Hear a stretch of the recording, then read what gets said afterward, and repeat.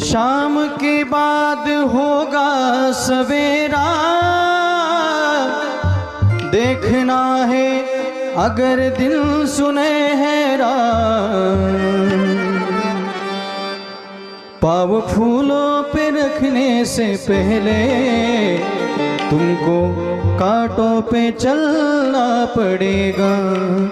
जिंदगी एक किराए का घर है, एक न एक दिन बदलना पडेगा।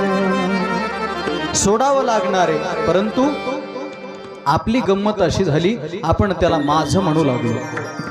हे मला प्राप्त झालंय, हे नरशरीर माझं आहे। आणि दुःखाचं कारण एकच आहे।